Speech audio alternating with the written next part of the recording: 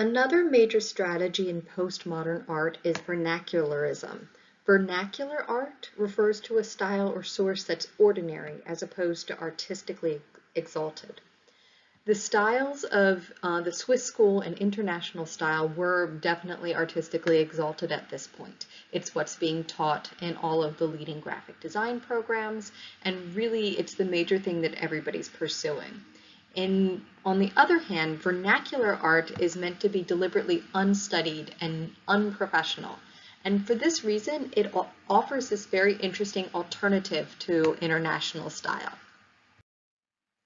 One of the earliest proponents of vernacular art was the Pushpin Studio. This was the most prominent independent graphic design studio to emerge in New York City in the 1960s.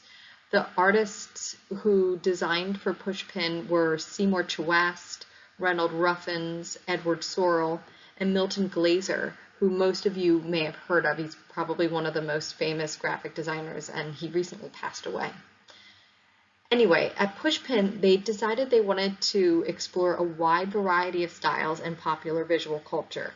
The emphasis was on whimsy and ironic humor. And we know a lot about what they were doing because they published a monthly trade publication called the Pushpin Monthly Graphic, in which they experimented with new styles, but it was a way of building business as well because they would send it to potential clients. This is an example of the Pushpin Monthly Graphic from 1959, designed by Seymour Chwast. And when you look at this, it should seem to you as, again, this kind of joke in which they mock international style. So in international style, we talk about grid regulation. And as you can see, this has a grid, right? And yet there's very little relationship between the grid and what they're trying to communicate. If you wanted to figure out something based on this grid, you would be hard pressed because there's nothing that's consistent across it. The numbers that appear within the grid do not line up with the numbers on the axis. There's no rhyme or reason to the way the colors are placed.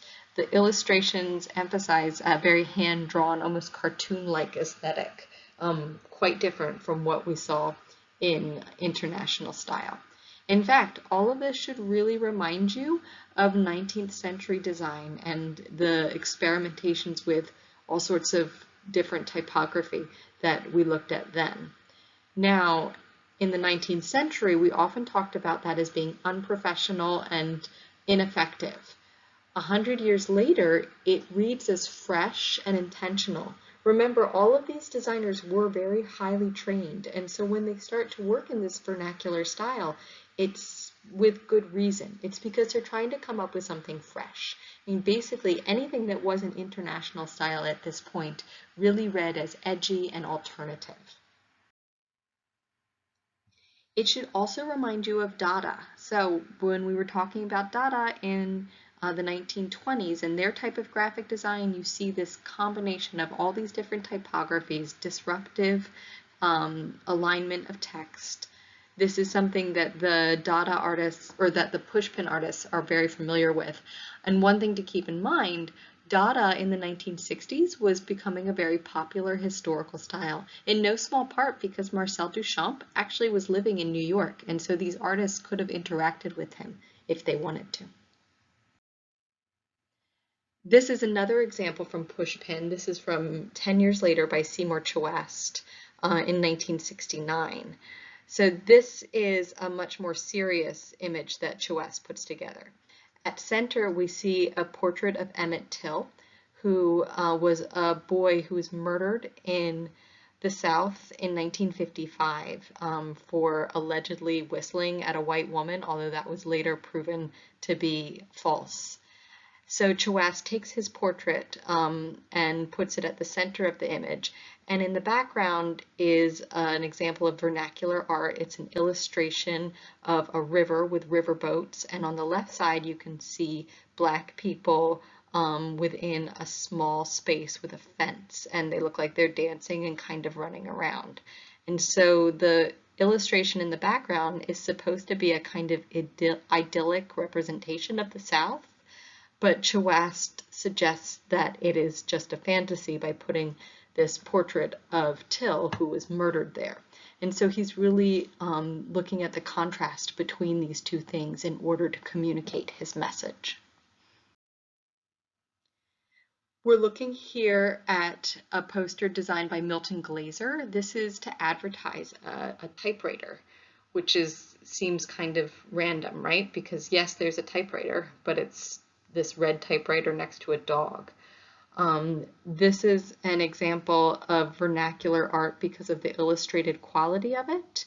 The typography at top, Valentine Olivetti, is in this stencil type that again doesn't align at all with the type of things that people were producing in international style. Pushpin Studios aligns in some ways with the historicism that we were talking about before. So this particular poster by Glaser references an Italian painting by Piero di Cosimo. Most people probably wouldn't have recognized the reference. And so again, you see it as being this kind of in joke. If you are familiar with art history, maybe you'd get it. And Olivetti was an Italian typewriter company, and so maybe it was that. But all of this, it shows a kind of haphazard and whimsy, again, that characterizes Pushpin's design. Glaser is perhaps best known, though, for his I Heart New York campaign. He did this pro bono for the city of New York in the 1970s. During the 70s, New York was known for its high crime rate, and tourism wasn't at all what it is now in the 21st century. And so Glaser volunteered to produce an advertising campaign that would encourage people to come to New York City. And this is what he produces. Now, this is a rebus. We learned about this in International Style. And in some ways, you could look at this as being very similar to the idea design that we talked about with Paul Rand. However, I would say this is more vernacular because of the type of typography that it uses, and the heart is something, I mean, it looks like it would come off of a child's lunchbox, not necessarily this high-minded advertising campaign. This is another example of vernacular art. This is by Paula Scheer and Roger Huyson. We talked about Paula Scheer in the historicism lecture. She is best known for the work that she did for CBS and Atlantic Records in the 1970s, designing album covers.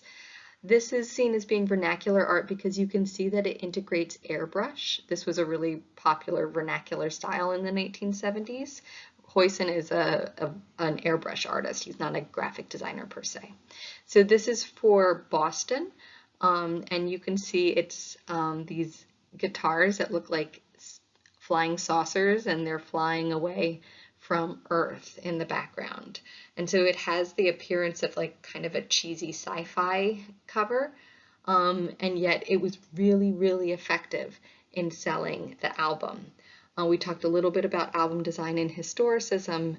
Album design becomes one of the major arenas for graphic designers because so many albums are sold because of the cover image. So this actually becomes kind of a point of contention. So what we're looking at here is a postmodern design by Hypnosis. It's a 1978 album cover, although this is a re-release as a CD from later. But you can see that the cover here, it doesn't actually have any images. It's all text. And it's making an argument here about how the pictures are trying to get you to buy the record. And so if you read through here, the designer is using very basic Courier font in order to tell you, the viewer, oh, don't buy this, you're being tricked. And yet in the end, you still end up buying it, perhaps because of how clever you think the text is on the cover.